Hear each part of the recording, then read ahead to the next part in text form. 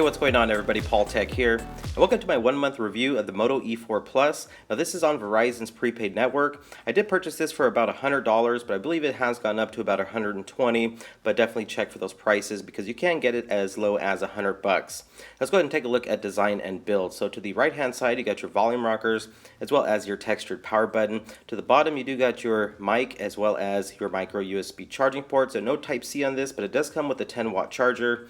And to the left hand side, absolutely nothing. Headphone jack up on top. Now this device has a 5,000 milliamp hour non-removable battery, which I'll talk battery life in just a little bit. So removing the back cover, you can see you do have metal on the inside, and then the frame is plastic. You also get access to your SIM card and micro SD card for expandable storage. And let's go ahead and move on to display here. So you're getting a 5.5 inch HD 720p resolution display. So again, it's not pushing a whole lot of pixels, which is good on battery life. You got that water repellent nano coating, so accidental spills, splashes, light rain, it's not going to harm your Moto E4 Plus. The display does look good, has decent viewing angles, but does seem to favor a little bit more of a cooler color temperature. Now let's go ahead and talk about that fingerprint sensor here. So you got the fingerprint sensor in the front, which I absolutely love. It's very good, it's very accurate. It's not the fastest I've used on a device, but I would say it is a very accurate and a nice security feature to have. So moving on from the fingerprint sensor, let's talk about 4G LTE connectivity. In my past month of using this device, it has been excellent. I've actually got this unlocked for about $2 off of eBay. I've been using it on Cricket Wireless, and as you can see, all my notifications are coming in perfectly fine. So 4G LTE is really good on the Moto E4 Plus. So when it comes to using the Moto E4 Plus for the past month, it's been a really positive experience. I like the fact that you can scroll to the left and then you get your Google cards right there, your Google feed. This device, like I mentioned a little bit about design and build, it has a nice design to it. It's not a small device, nor is it a super large device, but it is kind of a chunky device because it is housing that 5,000 milliamp hour battery. I like the fact you just swipe up and get into the app drawer, and you pretty much get that stock Android experience that Moto devices are known for. Of course, you do get some pre-installed bloatware from Verizon. So what's powering this device? It is a 1.4 gigahertz quad-core processor, Qualcomm Snapdragon 427, 2 gigabytes of RAM, Adreno 308. Now when it comes to the sensors on this, as you can see, there are some sensors, but it is missing the gyroscope, the gyro sensor, so VR 360 is not the greatest on this.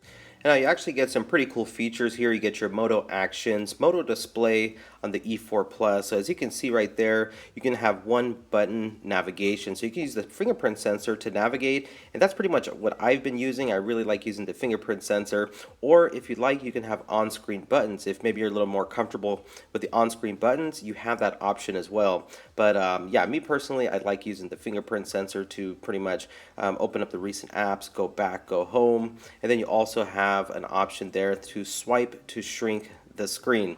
Now in my experience using it, it hasn't worked 100% of the time, but when it does, it actually works really well. As you can see, you can shrink down the display there for some really good one-handed operation. So I do like that, but like I said, using this for the past month, it was kind of hit or miss. Sometimes it would work, and then other times it wouldn't, but it is a nice feature to have.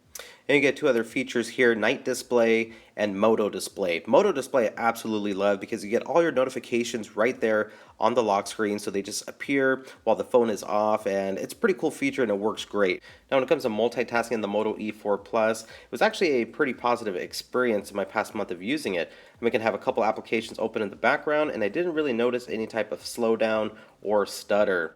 So pretty much when it came to Google searches, going on Facebook, Twitter, YouTube, everything worked as it should. So I think you're going to have a pretty good experience when it comes to the multitasking on the Moto E4 Plus. Now I know it does have a quad-core processor and 2 gigabytes of RAM, but this is probably one of the best performing devices with a quad-core processor. It definitely does blow some other devices out of the water, and again, this is only about $100 device.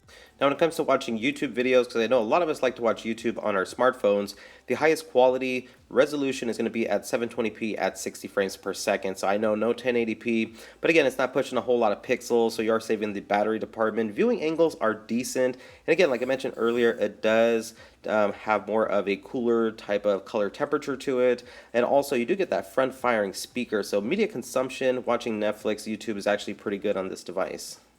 And moving on from there, let's go ahead and just jump into settings here, just so I can show you the layout, how everything looks. Now you do get mobile hotspot and tethering on this. There's no NFC, so you can't do Android Pay or Android Beam.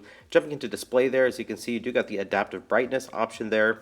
You also have a color mode option, so you can choose from standard and vibrant. Me personally, I like the vibrant, the way that looks. And then you also can change font size, display size. Let's go ahead and jump into internal storage. So as you can see there, you do get 16 gigabytes of internal storage, which is not a whole lot. But remember, you do have the option to add a micro SD card, and you can expand that storage. You can also use the SD card as internal or adoptable storage, which is great. So this device is running 7.1.1 Nougat, so you're going to get all those good features and benefits that come with Nougat. And when it comes to updates, the Moto E4 Plus, out of all the devices I own, was actually the first one to get the October security patch, so that was actually pretty neat.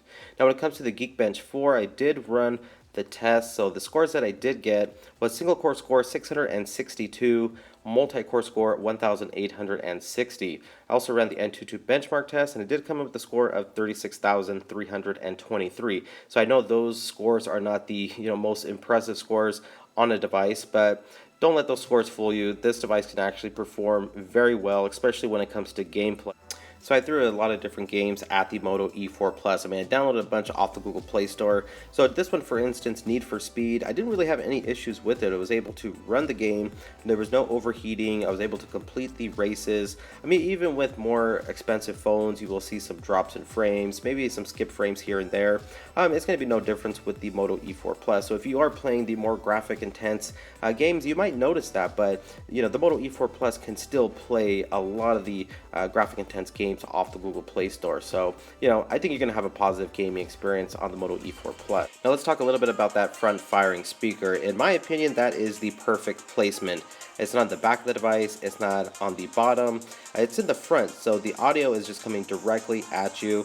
And the the audio does sound very good. That's coming from the Moto E4 Plus. Now it's not the greatest speaker out there, but in its price range, for $120, you cannot beat the audio experience and the placement of the speaker. I mean, I don't know another device in the same price range that can produce better audio and has a better speaker placement. Now let's go ahead and head on over to the camera portion of the review now. So you are getting that 13 megapixel rear facing camera LED flash, and I like how it is flush to the back. You're also getting a 5 megapixel front facing camera. Now when it comes to the shutter speed, it seems to be about average. For a device in this price range, the touch to focus seems to work pretty good as well. No issues there. You can also adjust brightness, as you can see. And you also got your controls to the side there. So you got a timer option. You also have the option for your flash, as well as an HDR mode. So that is good to see on this device. If you slide out, you can get into your settings for the camera. So you can see these are the different options you have here. And when it comes to video recording, the highest resolution is going to be Full HD 1080p at 30 frames per second. Now you also have additional features. You also get a panorama mode as well. The camera interface is very simple, very easy to use. So I don't think you're going to have a real issue when it comes to operating the camera. It's very basic. When you record videos, you can pause and resume and also take a photo. Now when it comes to the front-facing camera, 5 megapixels, and it does have a front-facing flash. And the front-facing flash actually works really well in my experience. So I'm going to go ahead and show you some camera samples that were shot on the Moto E4 Plus. So here we go.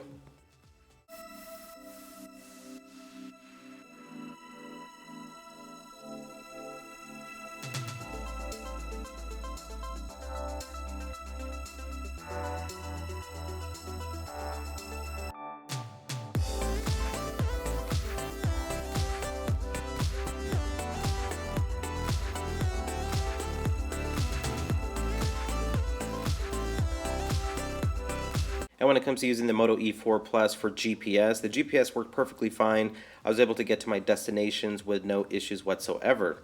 Now let's go ahead and move on and talk about battery life, because this is the strong point of the device. It has a 5,000 milliamp hour non-removable battery, and the battery life is insanely good. I mean, I was easily getting 2 days off a single charge. And also included in the box is a 10-watt wall charger, so charging times will be pretty good on this device. But I'm telling you, anywhere from 8 to 9 hours of screen on time is what I was getting.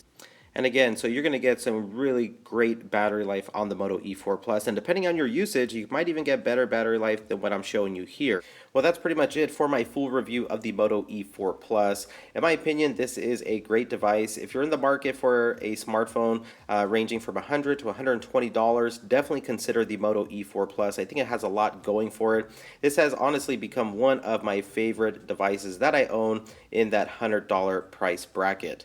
Well, if you enjoyed this full review, please hit that thumbs up button, and please subscribe to the channel for more future videos. This is Lte, and I'll talk to you in the next one. Bye.